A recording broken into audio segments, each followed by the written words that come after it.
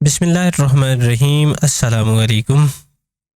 आज के लेक्चर में हम बात करेंगे एवोगैड्रोस नंबर।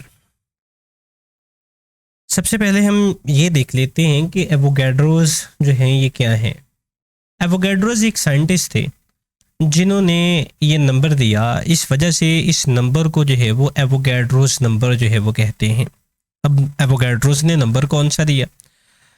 एवोगैड्रोस ने जो हमें नंबर दिया वो था जी 6.02 मल्टीप्लाई 10⁻23, 6.02 ज़रब 10 की ताकत 23। ये नंबर जो हमें दिया ये एवोगैड्रोस ने दिया। ये नंबर कौन सा था? एवोगैड्रोस ने ये कहा कि किसी भी चीज़ के एक मोल में जो नंबर ऑफ पार्टिकल्स की तादाद होगी वो 6.02 ज़रब 10 की ताकत 23 होगी। यानी एक मोल के अंदर किन की तादाद होगी जी? पार्टिकल्स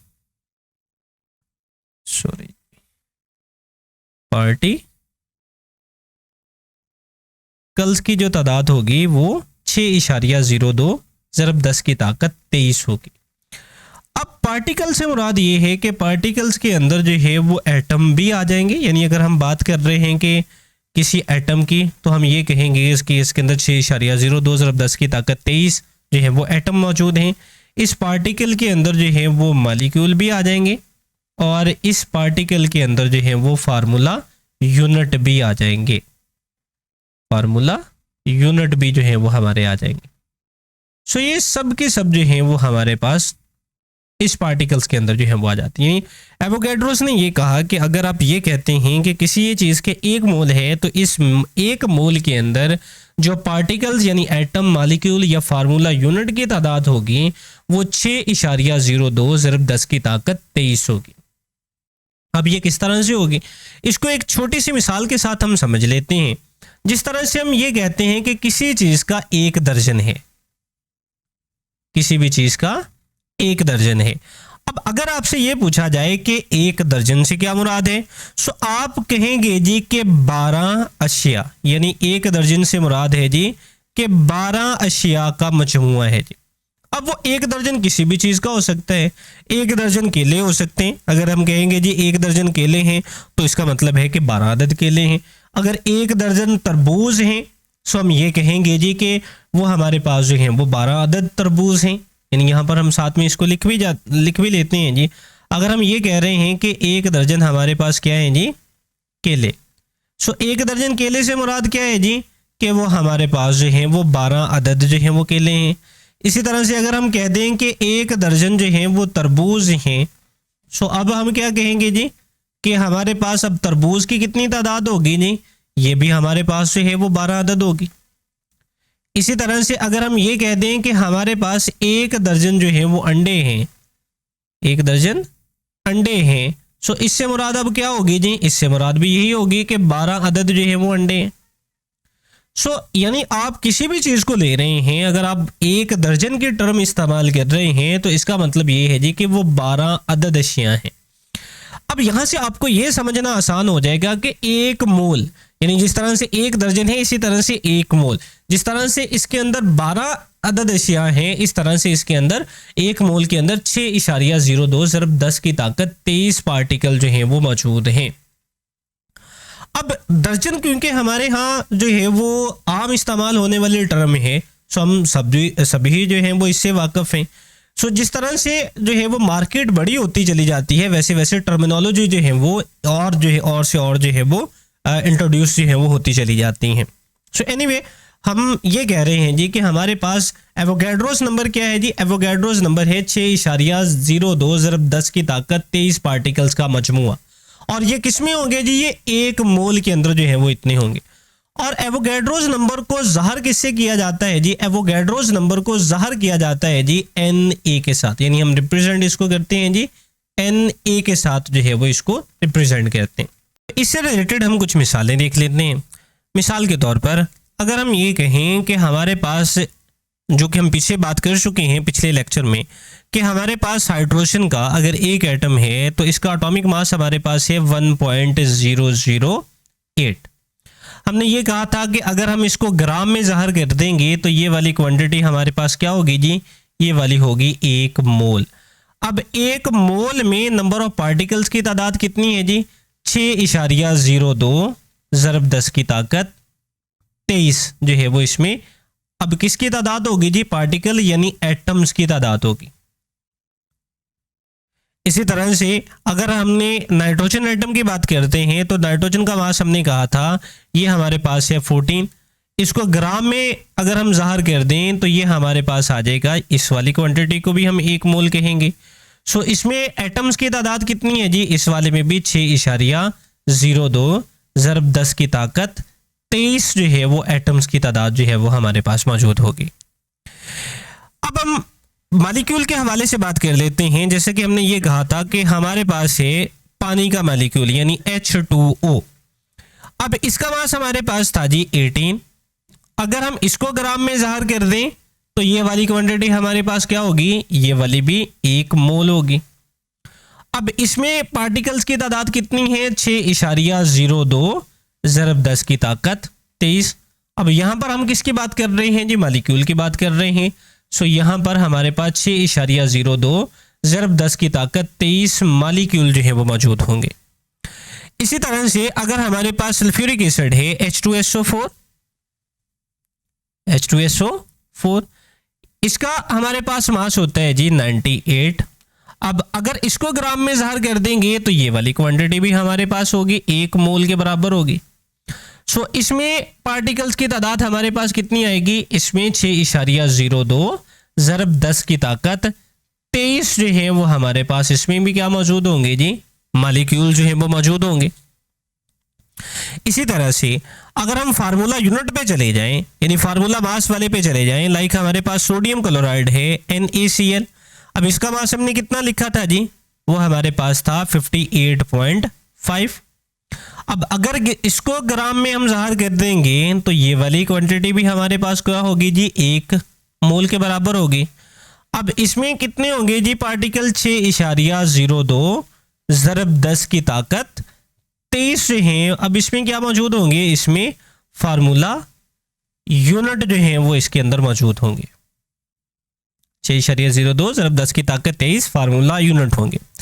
इसी तरह से कैल्शियम कार्बोनेट CaCO3, अब इसमें का हमारे पास मास कितने हैं जी, फार्मूला मास ये हमने पीछे भी लिखा था लास्ट लेक्चर में, वो हमारे पास था जी 100 ग्राम। अब ये वाली क्वांटिटी भी हमारे पास क्या होगी जी, 1 मोल। अब इसमें पार्टिकल्स की तादाद कितनी होगी, 6.02 ज़रब 10 की ताकत 23 जो है वो इसके अंदर फार्मूला यूनिट जो है वो होगी।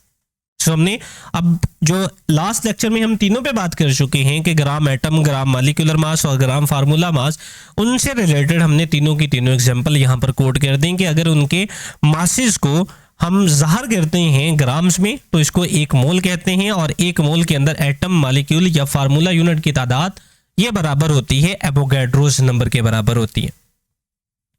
अब यहाँ से थोड़ा सा हम एक और बात पर यहाँ पर बात कर लेते हैं कि हमने ये तो कह दिया कि ये हमारे पास जो है वो ग्राम फार्मूला मास या ग्राम मॉलिक्यूलर मास या ग्राम एटॉमिक मास जो है ये हमारे पास मौजूद है। अब अगर हमने किसी मॉलिक्यूल से एटम्स की तादाद जो है वो मालूम करनी हो तो इस पेज को हम थोड़ा यहाँ पर जो है वो ले जाते हैं।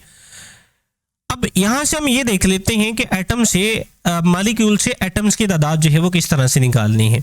अभी हमने ये बात की कि हमारे पास था जी सल्फ्यूरिक एसिड यानी H2SO4,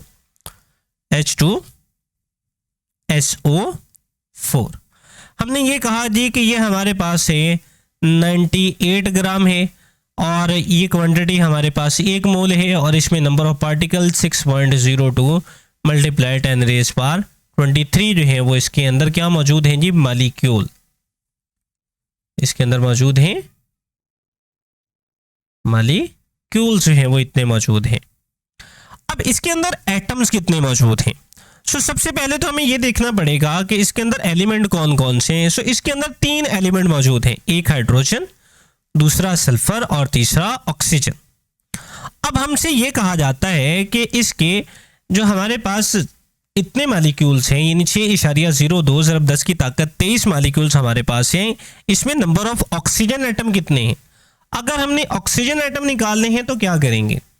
अब हम ये देखेंगे कि हमारे पास एक मॉलिक्यूल के अंदर यानी सल्फ्यूरिक एसिड के एक मॉलिक्यूल में ऑक्सीजन एटम जो है वो कितने हैं?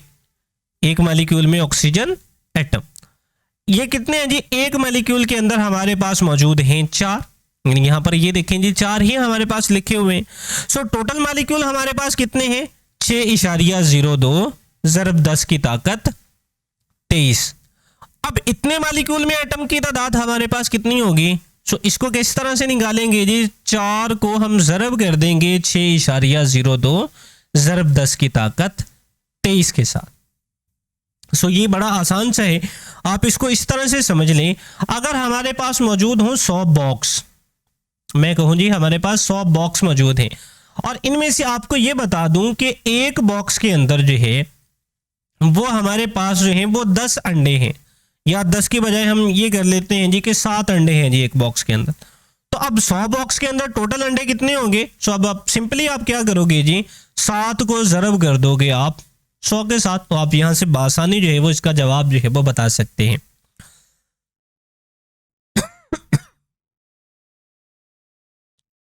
तो इसी तरह से हमने ये देख लिया जी कि एक मॉलिक्यूल में ऑक्सीजन एटम कितने हैं? 4। सो टोटल मॉलिक्यूल कितने हैं? 6.02 ज़रब 10 की ताकत 23। अब टोटल एटम निकालने हैं ऑक्सीजन, तो क्या करें? 4 के साथ ज़रब दे दें। अब इसी तरह से अगर आपने हाइड्रोजन एटम यहां से निकालने हैं तो अब क्या करें? हाइड्रोजन एटम के लिए हाइड्रोजन एटम की तादाद एक मॉलिक्यूल के अंदर 2 है। सो टोटल मॉलिक्यूल में कितनी होगी जी? 2 को ज़रब कर दें एवोगाड्रोस नंबर के साथ, यानी 6.02 ज़रब 10 की ताकत 23 के साथ जो है वो ज़रब कर दें। सो इस तरीके के साथ आप बासानी जो है वो इसमें नंबर ऑफ एटम्स की तादाद जो है वो निकाल सकते हैं। इसी तरह से फार्मूला यूनिट भी निकाले जा सकते हैं, जैसे कि सोडियम क्लोराइड है NaCl।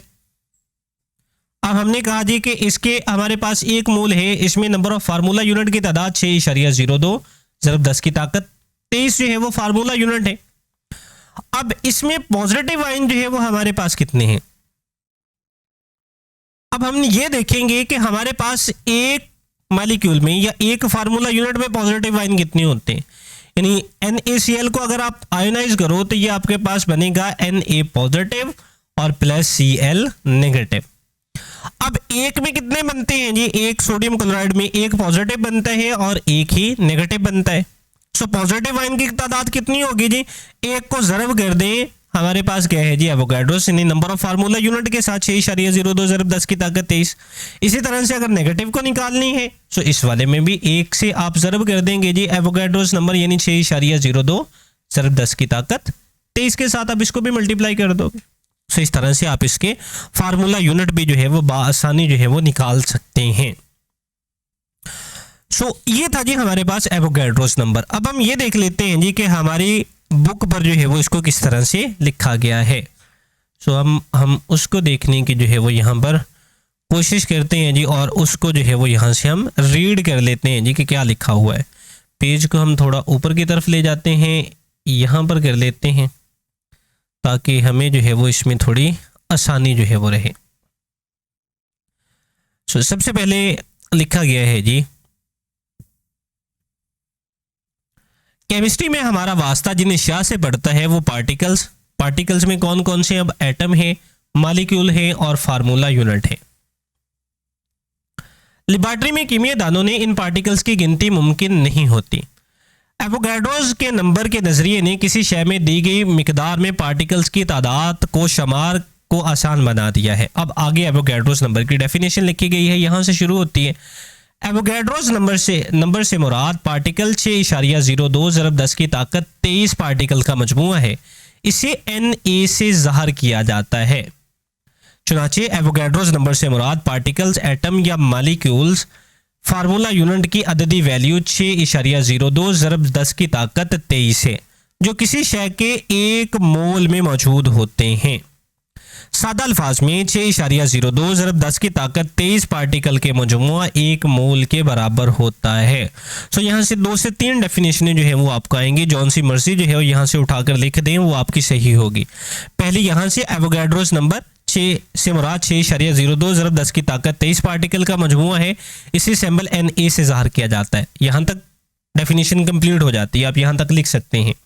या दूसरी आप यहाँ से कर सकते हैं कि एवोगाड्रोस नंबर से मुराद पार्टिकल यानी एटम्स, मालिक्यूल या फार्मूला यूनिट की अददी तादाद 6.02 ज़रब 10 की ताकत 23 है, जो किसी शय के 1 मोल के बराबर होती है।